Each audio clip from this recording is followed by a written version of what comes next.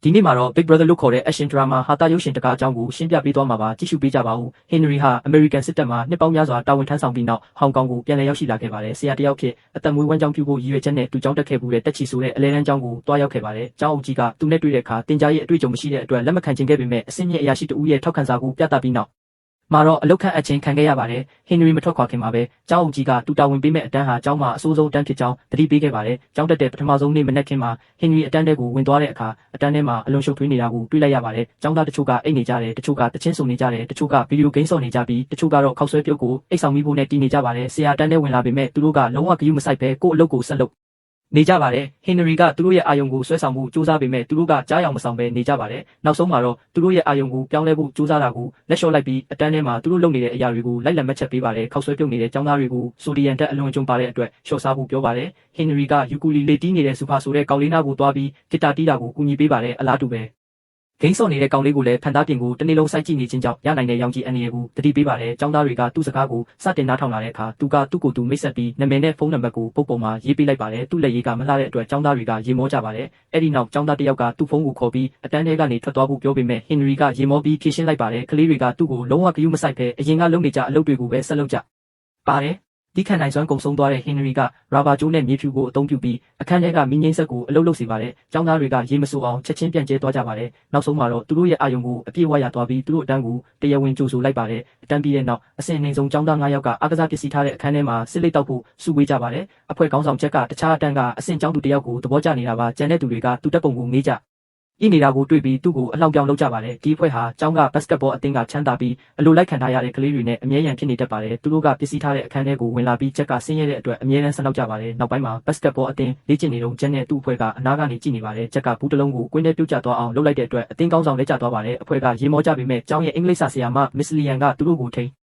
သိမ်းရေးပေးလိုက်ပါတယ်ထိန်းသိမ်းရေးကနေရှောင်ဖို့အတွက်ဆရာမစပွဲခုံကိုတန်ရှင်းရေးလုပ်နေတော့မှသူတို့ကနောက်ပြောင်ချီဆဲပြီးထွက်ပြေးသွားကြပါတယ်တခြားတစ်ဖက်မှာတော့ကျောင်းအုပ်ကြီးကပညာရေးပုတ်ခွဲကနှစ်စဉ်ရန်ပုံငွေရဲ့20%ကိုဖျက်တောက်ဖို့စီစဉ်နေတဲ့အတွက်စိတ်ညစ်နေပါတယ်ပုတ်ခွဲကလူတွေကရန်ပုံငွေတွေကိုဘယ်လိုသုံးနေလဲဆိုတာစစ်ဆေးဖို့အကြောင်းကိုလာရောက်လက်ပတ်ကြပါတယ်တစ်ချိန်တည်းမှာပဲ Henry ကကျောင်းသားတွေက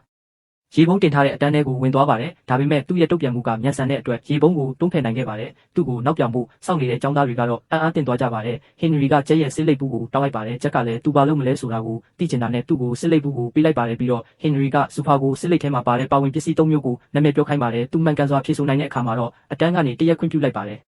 အားလုံးကစစ်လိပ်တောက်ချင်တဲ့အတွက်စပွဲတွေကိုတလုံးလုံးထူးကြပါတယ်သူတို့ညင်သွားတဲ့အခါ Henry ကအားလုံးကိုစစ်လိပ်တွေဝေပေးပြီးတုံးသက်ကြည့်ဖို့ပြောပါတယ် Henry ကသူတို့ရဲ့ကျမ်းမာရေးကိုထိခိုက်တဲ့အကြောင်းပြောပြရုံနဲ့သူတို့နားထောင်မှာမဟုတ်မှန်းသိတဲ့အတွက်စစ်လိပ်တောက်ခြင်းရဲ့ရလဒ်တွေအကြောင်းနဲ့အစုပ်ထဲမှာကတရစီဘလို့ဖြစ်လာလဲဆိုတာကိုရှင်းပြပါတယ်ပထမဆုံးအကြိမ်ဖြစ်သူတို့ကဆရာစကားကိုနားထောင်ပြီးတင်ယူဖို့စိတ်ဝင်စားလာကြပါတယ်ခေါင်းလောင်းထိုးပြီးတဲ့နောက်စစ်လိပ်တွေကိုပြန်ပေးဖို့ပြဘောတဲ့အခါကျောင်းသားတွေကမလိုလားပေမဲ့လည်းပြန်ပေးလိုက်ကြပါတယ်အဲ့ဒီနေ့ကျောင်းစားတောက်ဆိုင်မှာဘတ်စကတ်ဘောအသင်းကောင်းဆောင်ကကျဲရဲ့တငယ်ချင်း Bruce ကိုခြေထောက်နဲ့ထိုးပြီးလဲကျသွားအောင်လုပ်လိုက်ပါတယ်ဒါကအုပ်စုနှစ်စုကြားရန်ဖြစ်မှုကိုဖြစ်စေပြီးနောက်ဆုံးမှာတော့အစားအသောက်တွေနဲ့စပွဲတွေကိုပြစ်ပေါက်ပြီးနေရာတစ်ခုလုံးပျက်စီးကုန်ပါတယ်နောက်ပိုင်းမှာ Henry ကသူ့အတန်းကကျောင်းသား9ယောက်ကိုရန်ဖြစ်မှုကြောင့်ခိတ္တကျောင်းထုတ်လိုက်ကြောင်းသိလိုက်ရပါတယ် Henry ကကျန်းနဲ့သူ့ကန်ဘက်ရန်ဖြစ်နေတာကိုတွေ့ပြီးတားဆီးလိုက်ပါတယ်ငြိမ်သက်ဖို့ပြောတဲ့အခါချမ်းသာတဲ့ကလေးတွေကအပြစ်ပေးမခံရပဲသူတို့ပဲအပြစ်ပေးခံရတဲ့အတွက်ကျောင်းကမမျှတဘူးလို့ချက်ကဆွဆွဲပါတယ်အဲ့ဒီနေ့ကျောင်းဆင်းပြီးနောက် Henry ကကျောင်းသား9ယောက်ရဲ့ဖိုင်တွေကိုစစ်ဆေးပြီးသူတို့အကြောင်းကိုပုံမလေးလာပါတယ်ပထမတစ်ယောက်ကစူပါပါကစ္စတန်လူမျိုးစုဝင်ဖြစ်ပြီးလူမျိုးရေးခွဲခြားမှုကိုအမြဲခံရသူပါသူ့ရက်ကွက်ကရဲတွေကလည်းတခိုးလို့အမြဲဆွဆွဲခံရပါတယ်စူပါရဲ့ဘဝဆန္ဒကတော့ဂီတပညာရှင်ဖြစ်ချင်တာပါဒုတိယတစ်ယောက်ကတော့ဒေနန်ဆိုတဲ့မိန်းကလေးပါသူမမွေးဖွားလာကလေးကဖခင်ဖြစ်သူကတားယောက်ျားလေးလိုချင်တဲ့အတွက်သူမကိုစိတ်ပြက်နေခဲ့တာပါသူမရဲ့ဘဝတစ်လျှောက်လုံးမှာဖခင်ရဲ့အတိမတ်ပြုမှုကိုရဖို့ကြိုးစားခဲ့ပါတယ်စပင်တူညက်ပြီးကားရုပ်တွေနဲ့ကစားရင်းယောက်ျားလေးလိုဟန်ဆောင်ခဲ့ပေမဲ့ဖခင်ကသူမကိုဂရုမစိုက်ပဲမောင်လေးကိုသာအဖိုးတန်တယ်လို့ဆက်ဆံခဲ့ပါတယ်နောက်ပြီးတော့ Bruce နဲ့ Chris ဆိုတဲ့ညီကို2ယောက်ရှိပါတယ်သူတို့ငယ်ငယ်လေးကလေးကမိခင်ဖြစ်သူကတခြားယောက်ျားနဲ့ထွက်ပြေးသွားတဲ့အတွက်ဖခင်ဖြစ်သူကအယက်သမားဖြစ်သွားပါတယ်ညီကို2ယောက်ကတယောက်ကိုတယောက်ပဲအကူခဲ့ကြရပါတယ် Bruce ကအဖြစ်မှန်ကနေလွတ်မြောက်ဖို့ဗီဒီယိုဂိမ်းတွေကိုဆွဲလန်းလာခဲ့ပြီး Chris ကတော့မိသားစုအတွက်ငွေရှာဖို့ကုန်စုံဆိုင်မှာစူးစမ်းလုပ်ကင်ခဲ့ပါတယ်နောက်ဆုံးမှာတော့ကျဲရဲ့မိသားစုနောက်ခံအကြောင်းကို Henry ရှာမတွေ့ခဲ့ပါဘူးနောက်ခန်းမှာတော့ကျက်ဟာစားတောက်ဆိုင်မှာစပွဲတို့အဖြစ်အလုပ်လုပ်နေတာကိုတွေ့ရပါတယ်။မလောင်းကစားသမားဂျီယန်ယင်းဟာစီးပွားရေးလုပ်ဖော်ကိုင်ဘက်တွေနဲ့စားတောက်ဆိုင်ကိုရောက်လာပါတယ်။ဂျီယန်ယင်းမကြည့်တဲ့အချိန်မှာဂျက်ကသူ့ရဲ့လှပတဲ့မိချစ်ကိုခိုးလိုက်ပေမဲ့မိသွားပါတယ်။ဂျီယန်ယင်းရဲ့လူတွေကသူ့ကိုရိုက်နှက်ကြပြီးចောင်းသားမှန်းတိသွားတဲ့အခါငွေနှဲငယ်ပေးပြီးအစားအသောက်ပို့ပေးတဲ့သူအဖြစ်အလုပ်ခန့်လိုက်ပါတယ်။တခြားတနေရာမှာတော့ Henry ကစူဖာရဲ့အိမ်ကိုသွားပြီးစူဖာကလက်မှတ်တစ်ဆောင်ကိုခိုးယူမိလို့ဖခင်နဲ့သူ့လူတွေစီကနေထွက်ပြေးနေတာကို တွေ့လိုက်ရပါတယ်သူကပထမတော့ကူညီပေးပေမဲ့အကြောင်းရင်းကိုသိသွားတဲ့အခါဖခင်ဘက်ကနေရက်တီလိုက်ပါတယ်ပြီးနောက်သူနဲ့ဇူဖာတို့တရားပေါ်မှာအချိန်ဖြုံးကြပါတယ်ဇူဖာကိုသူလှုပ်ချင်တာမှန်သမျှလုပ်နိုင်အောင်အားပေးဖို့ဟင်နရီကလမ်းပေါ်မှာဖြောပြနေတဲ့တီဝိုင်းနဲ့အတူတချင်းဆိုပါတယ်မိနစ်ပိုင်းကြာမှတော့ဇူဖာကလည်းပါဝင်ပြီးလွန်ခဲ့တဲ့နှစ်ပေါင်းများစွာကကျောင်းမှာအနိုင်ကျင့်ခံခဲ့ရပြီးနောက်ပထမဆုံးအကြိမ်ဖြစ်လူတွေရှိမှာတချင်းဆိုပါတယ်တစ်ချိန်တည်းမှာပဲ Bruce နဲ့ Chris ရဲ့ဖခင်ကအမြဲလိုညှင်းနှက်မှအိမ်ပြန်ရောက်လာပြီးဆိုင်ကနေဘီယာသွားဝယ်ဖို့ခိုင်းပါတယ်ညီကိုတွေကညှင်းဆန်တဲ့အခါသူတို့အိမ်ကနေထွက်သွားဖို့အော်ဟစ်ပါတယ်နောက်တနေ့မှာတော့ Henry ကသူတို့ရဲ့ဖခင်နဲ့တွေ့ဆုံပြီးသားတွေရဲ့အကျိုးအတွက်စေကူတာမှုခံယူဖို့ဆွဲဆောင်နိုင်ခဲ့ပါတယ်တစ်ချိန်တည်းမှာပဲဒေနန်ရဲ့ဖခင်ကသူမအတွက်မိတ်ကပ်ပစ္စည်းတွေကိုယူလာပေးပြီးမိန်းကလေးတစ်ယောက်လိုနေဖို့ပြောပါတယ်ဒေနန်ကသူမကိုအမြဲတမ်းမလုံလောက်တယ်လို့ခံစားရအောင်လုပ်တဲ့အတွက်ဖခင်ကိုဒေါသထွက်နေပါတယ်သူမကမိတ်ကပ်တွေကိုမောင်လေးမျက်နှာပေါ်မှာလိမ့်ချပေးပြီးကားတော့နဲ့အတူအိမ်ကနေခိုးထွက်သွားပါတယ်သူမဖခင်ရဲ့ကားကိုမောင်းထွက်ဖို့ပြင်ဆင်နေချိန်မှာဟင်နရီကအချိန်ကိုက်လာတာပါတယ်ရင်မောင်းလိုက်စင်မရှိဘဲမောင်းတာဟာတရားမဝင်ကြောင်းနဲ့တခြားနည်းလမ်းကိုအကြံပေးပါတယ်အဲ့ဒီနောက်မှာတော့သူတို့ကောက်ခါအပြန်ကွင်းကိုသွားကြပါတယ်ဟင်နရီကဖခင်ကိုလည်းဖိတ်ကြားပြီးပြန်ခိုင်းပါတယ်ဖခင်နဲ့သမီးကပြန်ပွဲအတွင်းမှာတယောက်ကိုတယောက်အရှော့မပေးဘဲနောက်ဆုံးမှာတော့လမ်းကြောင်းအပြင်ဘက်ကိုရောက်သွားကြပါရုတ်တရက်ဒေနန်ရဲ့ကောက်ခါတာကိုရင်တစည်းကဝင်တိုက်လိုက်ပေမဲ့သူမကရှောင်းလိုက်နိုင်ပါတယ်ဒါကိုမသိတဲ့ဖခင်ကတော့သမီးတေပြီလို့ထင်ပြီးငိုကြွေးနေပါတယ်ဒေနန်ကဖခင်ဖြစ်သူသူမကိုတကယ်ချစ်မှန်းသိသွားပြီးဖခင်ကိုဖတ်လိုက်ပါတယ်နောက်တနေ့ကျောင်းမှာ Bruce နဲ့ Chris တို့အဖွဲ့ကိုအရက်ဖြတ်စခန်းကလူတစ်ယောက်ကိုအင်တာဗျူးဖို့ဆေးလွတ်လိုက်ပါတယ်သူတို့အင်တာဗျူးရမယ့်သူကသူတို့ရဲ့ဖခင်ဖြစ်နေတာကိုတွေ့ပြီးအံ့အားသင့်သွားကြပါတယ်ကျောင်းသားတွေကသူဘလို့အရက်ဆွဲသွားလဲဆိုတာမေးကြပါတယ်အဲ့ဒီလူကသူ့ဇနီးကိုအလွန်ချစ်ခဲ့ပေမဲ့ဘဝရဲ့အနှိမ့်ဆုံးအချိန်မှာထားသွားတဲ့အတွက်အရက်ဆွဲသွားပြီးတားနှစ်ယောက်ကိုမေ့လျော့နေခဲ့တာလို့ဖြေပါတယ်သူက Bruce နဲ့ Chris ဟာသူ့သားတွေဖြစ်ကြောင်းမပြောပြပေမဲ့သူတို့ကိုတောင်းပန်ပါတယ်အဲ့ဒီနောက်မှာတော့ညီကိုနှစ်ယောက်ငိုကြွေးလိုက်ကြပါတယ်တခြားတနေရာမှာဂျက်ကမလောင်ကစားသမားဂျီယန်ရင်အတွက်အလုပ်ဆက်လုပ်နေပါပြီသူကနောက်ပွဲမှာတိုက်ခိုက်ရေးသမားရဲ့အဖျော်ရည်မကာတဲ့ကိုဆေးထည့်ဖို့ဂျက်ကိုငွေအများကြီးပေးပါတယ်ဂျက်ကမလုပ်ချင်ပေမဲ့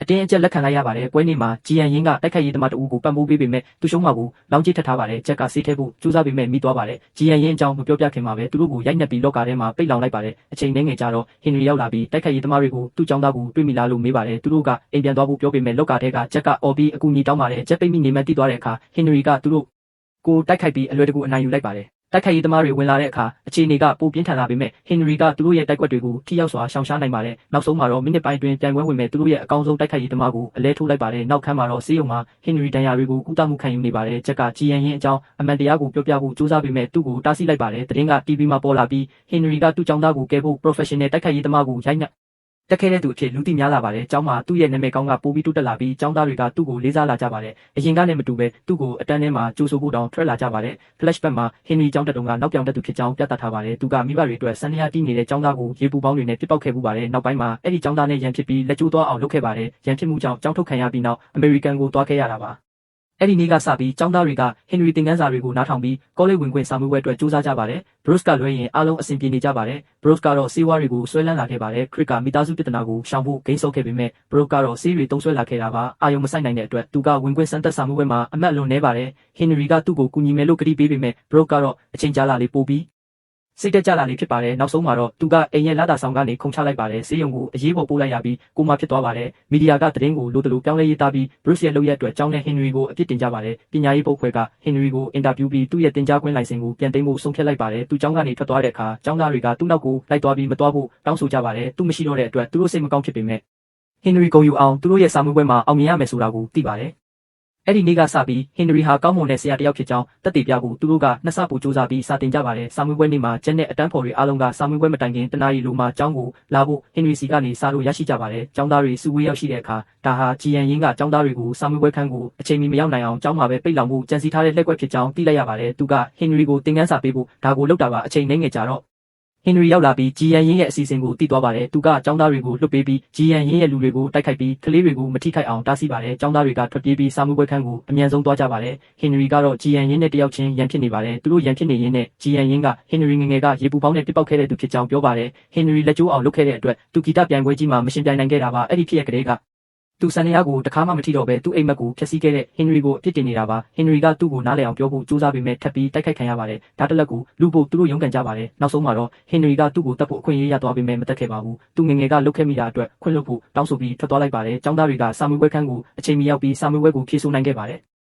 ်ရက်တပတ်အနှဲငယ်အကြာမှာတော့သူတို့အားလုံးအောင်မြင်စွာဖြေဆိုနိုင်ခဲ့ကြပါတယ်ဂျီယန်ရင်ကလည်းစံရကိုပြန်တီးနေပေမဲ့အရင်လိုကျွမ်းကျင်ဖို့တော့အချိန်အများကြီးလိုပါသေးတယ်ဘရုစ်လည်းမြ мян ဆန်ဆန်ပြန်ကောင်းလာပြီးနောက်နှစ်ဝင်ခွင့်စာမေးပွဲကိုဖြေဆိုမယ်လို့ကတိပေးပါတယ်ကျောင်းအုပ်ကြီးလည်းကျောင်းသားတွေဝင်ခွင့်စာမေးပွဲမှာအရန်ကောင်းတဲ့အတွက်ပုတ်ခွဲက20% bonus ရန်ပုံငွေပေးတဲ့အတွက်ဝမ်းမြောက်နေပါတယ်ဟင်နရီလည်းစာတင်ကြားရေးကိုပြန်လည်လှုပ်ဆောင်ပြီးနောက်ထပ်ကျောင်းသားအသစ်တွေကိုမိငိမ့်ဆက်နောက်ပြောင်မှုကိုလှုပ်ဆောင်လိုက်ပါတယ်